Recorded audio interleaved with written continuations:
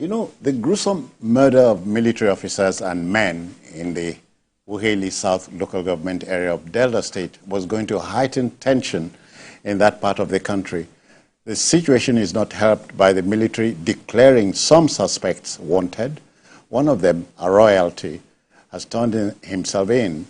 News reaching us has it that the Ovie of Ewu Kingdom, I hope I got that right, in the Ugheli South local government area, Clement Ikolo, Urukpei I, has surrendered himself to the police. The Monarch, one of the 8 persons so declared wanted, said he was surprised to see his name on the list. As far as he is concerned, he has nothing whatsoever to do with the dastardly act. I think it's best to hear from the Monarch himself. Let's go there.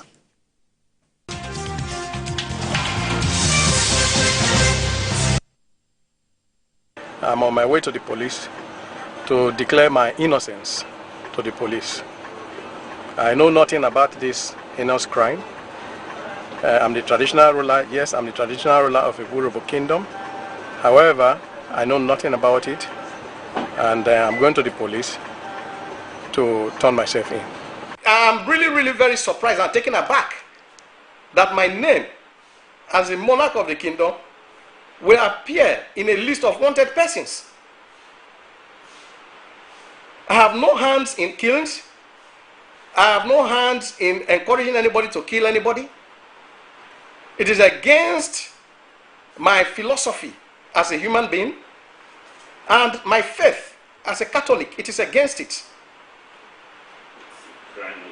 This is a serious crime against humanity. And I think they need to look at the appropriate places. They need to do a thorough investigation to know all those who have committed this and bring them to book. And bring them, let justice prevail.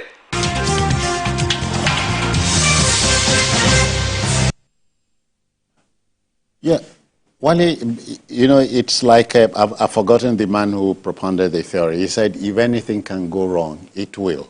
Yeah. So this is one of it. Mm. I think what happened to the soldiers is a very, very sad story. I don't think human beings should be killed in that manner, not to talk of soldiers who have sworn to defend our fatherland, and whose mission in that community was to make peace.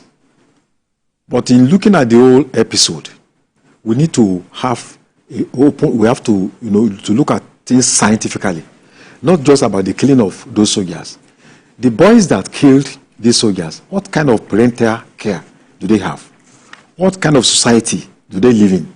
What kind of society produced them to the extent that they developed that audacity to even kill soldiers in this very savage manner? What kind of orientation are we giving our younger ones?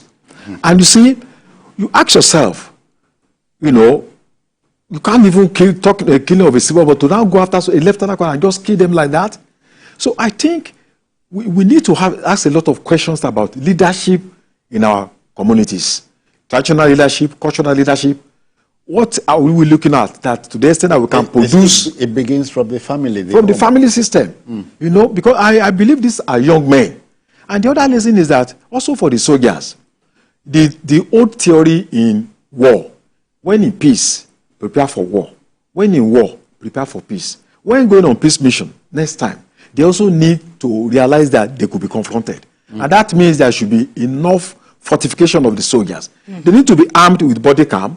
That body cam will expose the faces of all those. We have seen this in American soldiers, Israeli soldiers, and all that.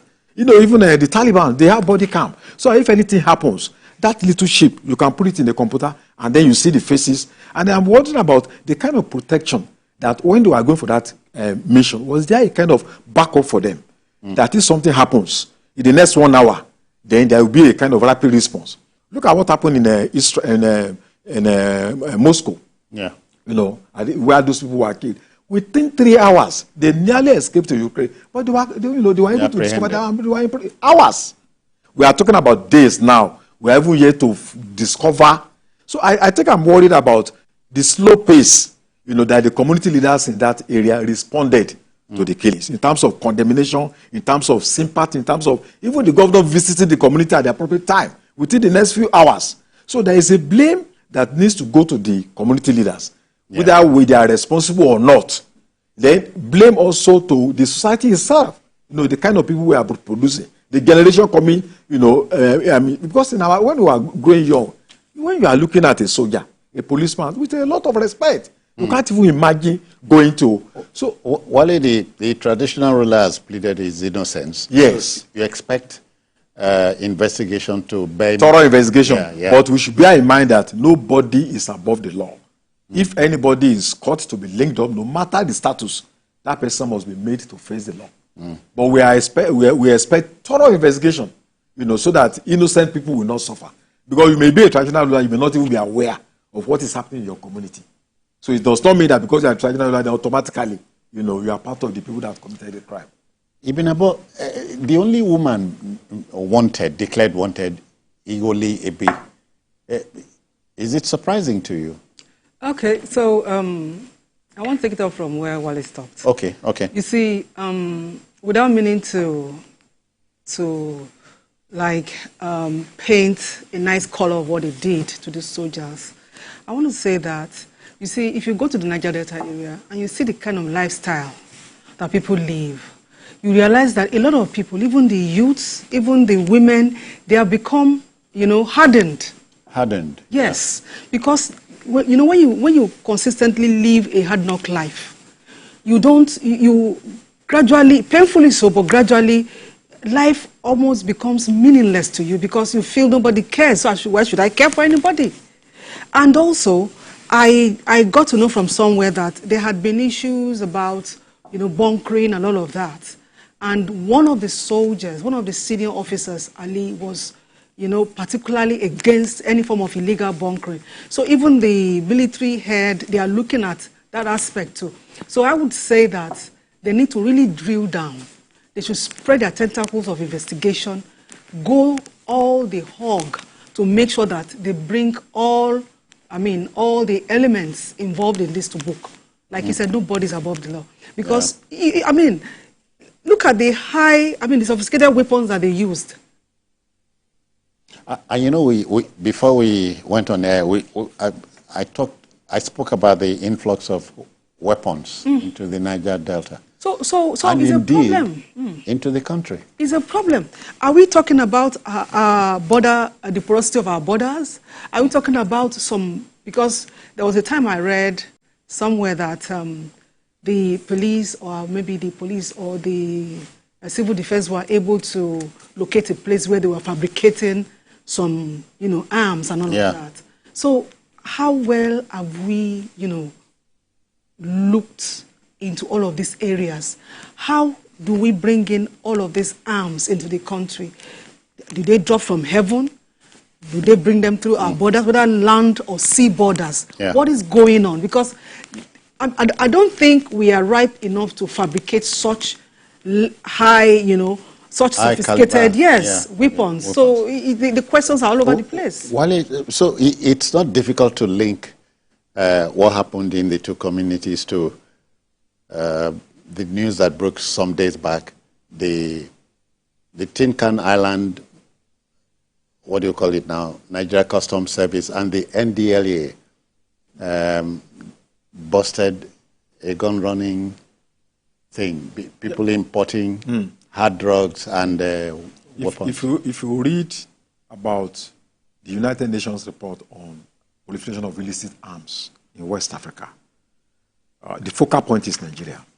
We have almost more than 80% of illicit weapons, that you can have in West Africa. They are all in Nigeria. So it's a big problem. Everywhere there are arms everywhere.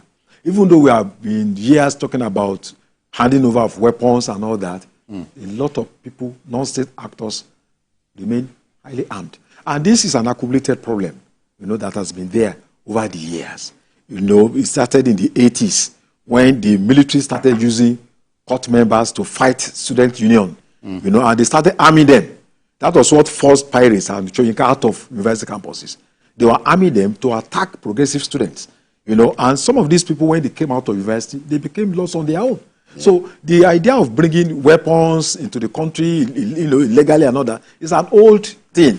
And we know we have a lot of pockets of community conflict. And we allow these conflicts to blossom. You know, to blossom. So communities, you know, begin to acquire arms in order to defend themselves. So it's also a function of the gradual collapse of state institutions in terms of meeting up to their responsibilities. And this has been able to build distrust among Nigerians to the extent that, you know, you can't just predict your next neighbor, you know, whether you are safe or not. Because we are not just talking of Nigeria data. Even in the southwest, the middle belt, the northeast, everywhere. Every part of our country is hurting. You know, it is saturated with illegal weapons. And I think one of the responsibilities of the current government is to, you know, we have had policies in the past, but I don't think those policies were effective.